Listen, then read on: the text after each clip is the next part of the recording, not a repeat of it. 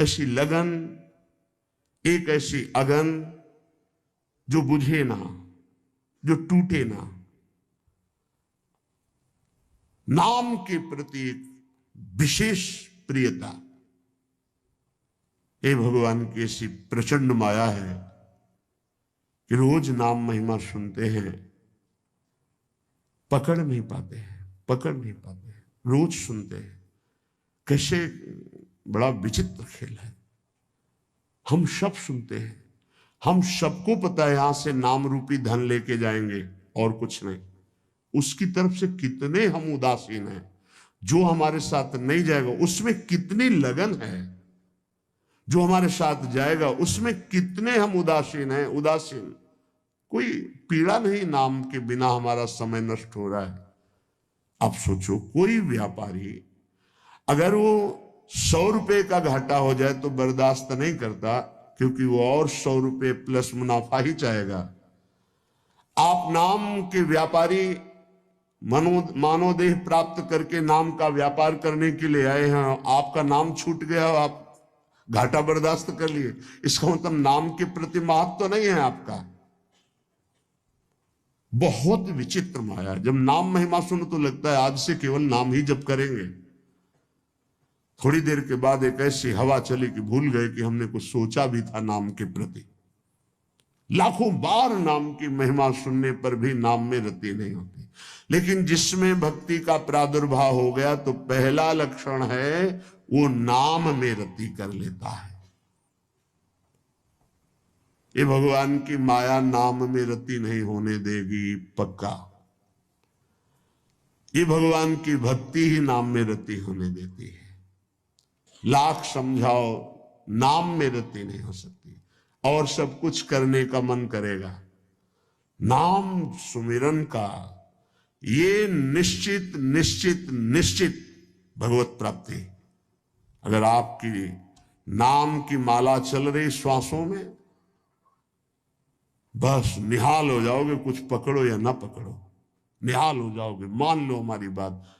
अच्छा, शरीर से कार्य करो, उसके लिए तो नहीं कह रहे कि आप पद्मासन लगाकर बैठो, सिद्धासन लगाकर बैठो। शरीर से कार्यरत रहो। मन में नाम चलता है सिद्धों का, साधकों का मन में नाम नहीं चलता। 2-4 बार चलेगा फिर भाग जाएगा मन विषयों में, आप भूल जाएंगे। ये खूब अनुभव की बात कह रहे हैं। इसमें किसी का तर्क काम नहीं करेगा। अनुभव के आगे तर्क काम नहीं करता। पढ़ी लिखी बात पे तर्क काम करता है। सामने मनोनुकूल विषय आया, भजन छूट गया। मनोनुकूल शरीर आया, संबंधी आया, पद आया, छूट गया नाम। जबकि त्रिभुवन की राज्य लक्ष्मी देने पर भी आधे पल के लिए जो प्रभु का विस्मरण ना करे उसे भक्त कहते हैं, उसे भागवत कहते हैं, महाभागवत कहते हैं। ये 20 लक्षण में सबसे पहला लक्षण है नाम जपने में रुचि, स्वाद आ जाता है। स्वाद, ऐसा स्वाद आता है कि रातों जग जग करके उपासक नाम जप करता है। भोजन पाने में डरता है, नाम न छूट जाए। मित्रता करने में डरता है, नाम न छूट जाए। सगे सने संबंधियों से बात करने में डरता है, नाम न छूट जाए। बलिहारी है उसके चरणारविंद की, जो ऐसी नाम में स्वाद वृत्ति आ गई है। ये बड़ी विचित्र माया है। गोस्वामी तुलसीदास जी कह रहे हैं, हे हरि कस न हरहु भ्रम भारी। भारी भ्रम पैदा हो गया। लाख बार समझाओ फिर भी भारी भ्रम है। बहुत विचित्र है, बहुत विचित्र। जो जानता नहीं है उससे गलती हो जाए तो बात चलो गलती हो गई। लेकिन अपने लोग तो जानते हैं ना, सत्संग सुनते हैं, सत्संग कहते हैं, फिर गलती के तो चांस नहीं होने चाहिए। लेकिन सत्संग सुनो और सत्संग करो। नाम जब नहीं करोगे ना तो वही करोगे जिसको कहते हो नहीं करना चाहिए। कागज में लिख लो चाहे दिमाग में लिख लो। ये हम छाती की बात कहते हैं, पढ़ी लिखी बात नहीं। भजन नहीं है तो बोलते रहो त्याग वैराग्य की बातें, सुनाते रहो, तालियां पिटती रहेंगी, लेकिन माया तुम्हें पीटती रहेगी। भजन है, कुछ बोलना आता हो ना आता हो, सीधे भगवान से तुम्हारा संबंध हो, जो है वही प्रकाशित हो जाएगा। एक अद्भुत आनंद। जब निज सुख प्रकट होता है तो मन भोगों में नहीं आता। निज सुख बिन मन होई कि थीरा। यद्यपि मृषा सत्य भाषे,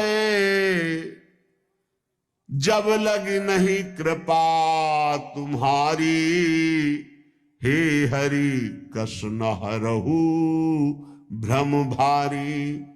मेरे स्वामी, संसार को सत्य और सुख रूप मान करके आपको भूल जाता हो, भारी भ्रम है, बहुत भ्रम। आप देख लीजिए, देख लीजिए, आपके अनुकूल भोग केवल होना चाहिए, हो चाहे आंख का हो, चाहे कान का हो, चाहे नाक का हो, चाहे भोग का हो, चाहे किसी। प्रभु की याद नहीं आएगी। देख लेना क्या गजब का आकर्षण है। हर भोग में इतनी सामर्थ्य कि प्रभु को भुलवा दे। गजब के। तो धन्य है वो भक्त जो ऐसी परिस्थिति में राधा राधा राधा राधा राधा। कई बार हमने कहा है कि आप किसी भी भोग का वास्तविक सुख देखना चाहते हैं तो ठीक जब आप भोग रहे, चाहे रसेंद्री का हो, जनेन्द्री का हो, नेत्रेंद्री का हो, घ्राणेन्द्री का हो, उस समय आप नाम में चित्त लगा दीजिए, राधा राधा। फिर सुख मिले तो हमको बता देना। जब नाम भूले और उसमें एकाग्र हुए तो आपकी एकाग्रता और कामना के कारण आपको सुख दिखाई देता है, अन्यथा नहीं। प्रभु यद्यपि मृषा, बहुत झूठा सुख है, पर सत्य भास है, सत्य लग रहा है। नाथ कृपा कर दो, इस भ्रम को हटा दो, आपकी कृपा से ही हटेगा। अर्थ अविद्यमान जानियो, संस्कृति नहीं जाए गोसाई। बिन बांधे निज हठ सठ परवश, पर्यो कीर की नाई। प्रभु, यद्यपि यहां जितना कुछ सब मिथ्या है, सत्य है, यहां सब झूठा है। जो पहले था वो अब नहीं, जो अब है वो आगे नहीं रहेगा, खत्म होता जा रहा है। वो शरीर गए जिनको मां पिता कहते थे, गए वो, उनके मां पिता गए। ये जाने को तैयार है, जो जन्मे हैं वो बढ़ के जाने को तैयार है। होश में यहां कोई टिक नहीं रहा है, सब जा रहे हैं, क्रम से जा रहे हैं, समय से जा रहे हैं अपने अपने। लेकिन यहां जो लेने आए हो, कमाने आए हो, जिसे देव दुर्लभ कहा गया है, उससे क्यों उदासीन हो, उसको क्यों नहीं पकड़ रहे? पर हरि, यद्यपि यह सब झूठा है, पर आपकी माया का इतना आकर्षण है कि सत्य भास रहा है। देखो, बैंक में 1 लाख रुपया जमा है, उसका 5 रुपया भी खर्चा नहीं करना है। अगर 5 रुपया मिल जाते तो 1,05,000 रुपया हो गए, 10 और हो गए, 1,15,000। वो जोड़ते अब 2 लाख हो गए, अब 3 लाख हो गए। मरते समय उन्हें 3 लाख का चिंतन हुआ, सांप बन करके उसी घर में बैठे। कितना नाम जप किया, ये खास बात है। पर प्रभु, ये बड़ा भ्रम है, बड़ा भ्रम। छोटे मोटे की बात नहीं करते, जिनको ज्ञान है उनकी बात कर रहे हैं, और तो सब उसी में फंसे हैं। अर्थ कौन सा सुख देता है? संख्या का। ये पकड़ी गई है बात। गिनने का बड़ा सुख होता है, एक बार गिन के फिर दोबारा गिनो तो बड़ा मीठा लगेगा। उनको संख्या का बड़ा आकर्षण है, हर विषय का आकर्षण है। चिंतन, भैया खास बात हमारी पकड़ लो।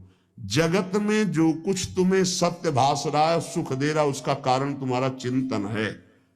भगवान ने स्पष्ट कहा, ध्याये तो विषयान पुंसान संगास्तेषुपजायते, संगात संजायते कामा। खास बात, अगर विषय चिंतन ना हो, धन चिंतन ना हो, भोग चिंतन ना हो, और फिर आपको तो कोई उसका महत्व नहीं। समलोष्टास्म कांचना, जिनका चिंतन भगवान में रहता तो माटी का ढेला, सोने का और रुपया सब उनके लिए एक समान रहता है, कोई उसका महत्व नहीं रहता। महत्व न रहते हुए केवल व्यवहार दिखाई देता है, आंतरिक महत्व नहीं होता। प्रभु मैं ये जानता हूं, अर्थ अविद्यमान जानी, संस्कृति नहीं जाए गोसाई, बिनु बांधे निज हठ सठ परवश पर्यो कीर की नाई। मैं ये जानता हूं कि मेरा शरीर भी छूटेगा, धन भी छूट जाएगा। मैं जानता हूं कि पुत्र आदि परिवार के मेरे नहीं है। नहीं, परिचय बताओ, ये 20 साल पहले कहां थे? अगर आपका बहुत घनिष्ठ प्रेम है कि मेरा इकलौता लाडला पुत्र है, तो ये 20 साल पहले कहां था आप बताओ। इसके बाद ये जो कहां जाएगा आप बताओ, कितने दिन रुकेगा आप बताओ। कुछ नहीं, बेमतलब जैसे स्टेशन में कोई आके मिल जाए और बैठ जाए, हाथ मिलाए, चाय पिए तो मुझसे अपनापन कर ले, उसकी गाड़ी आई, चले गए, रोना शुरू कर दे। बोले क्यों? बोले वो हमारा दोस्त था, चला गया। ऐसे जानबूझ के हम फंस रहे हैं। प्रभु जैसे जो तोता है वो जानबूझ करके बंद जाता है, कई बार होता है। प्रभु ऐसे जानबूझ करके हम फंस गए। अब ऐसी और भगवान बीच बीच में सब आसक्तियों को हटाने के लिए विरोध करवाते रहते हैं।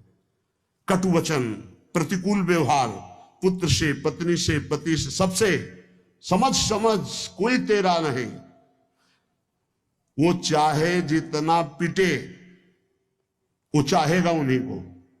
तब लगता है कैसी विचित्र माया। ये अब भी नहीं समझ पा रहा कि कोई हमको इससे हटाना चाहता है। जिस राग को नहीं छोड़ सकते थे, हटाना चाहता है। अब बोल राधा राधा, निकल पर भगवान की खोज में, तेरा मंगल हो जाएगा। नहीं नहीं, बंदे कीर बरकट की लाई। सपने व्याधि विविध बाधा, जन्म मृत्यु उपस्थित आई, वैद अनेक उपाय करे, जागे बिनु पीर न जाई। भाई ऐसा है जैसे कोई स्वप्न में देखा कि मेरे पेट में बहुत दर्द हो रहा है, और इतना भयानक दर्द कि बस मरने जा रहे हैं। अब वो चिल्ला रहा है स्वप्न में, पेट दर्द कर रहा है, दवाई दो, और आवाज बाहर निकल रही है। अब बाहर से बड़े बड़े वैद्य बुला करके उसको दवाई पेट में लगाई जाए तो क्या उसका दुख दूर होगा? विचार करके बताना। बोले नहीं, वैद्य अनेक उपाय करे, जागे बिनु पीर। उसको दवाई की जरूरत नहीं। बोले जरूरत क्या, उसे जगा देने की जरूरत। अब ना पेट में दर्द है, ना मृत्यु जैसा कष्ट है, कुछ नहीं। थोड़ी देर स्वप्न का नशा रहता है जागने के बाद भी, अच्छा या बुरा का। ऐसे ही ब्रह्मबोध होने के बाद भी, तभी कहा गया ब्रह्मबोध होने के बाद भी बिल्कुल वैसे ही जैसे साधन पद्धति में रहे वैसे रहना, क्योंकि स्वाप्निक संसार का प्रभाव काफी देर रहता है। जब ब्रह्मबोध स्थिति लंबे समय तक, तब वो स्थिति, जैसे आप जग गए, लगा स्वप्न है लेकिन उसका प्रभाव रहेगा। अच्छा स्वप्न है, स्वप्न में आपकी माँ आई है तो आंसू चलने लगेंगे। बुरा स्वप्न है तो भय लगेगा। हम तो ये कह रहे गोस्वामी जी महाराज कि स्वप्न में देखा इतना बड़ा व्याधि पैदा हो गई कि मृत्यु जनित कष्ट हो रहा है, वैद्य बुला के दवा करवा, उसको कोई फायदा मिलेगा? बोले नहीं। फायदा कैसे मिलेगा? बोले जगा दे बस।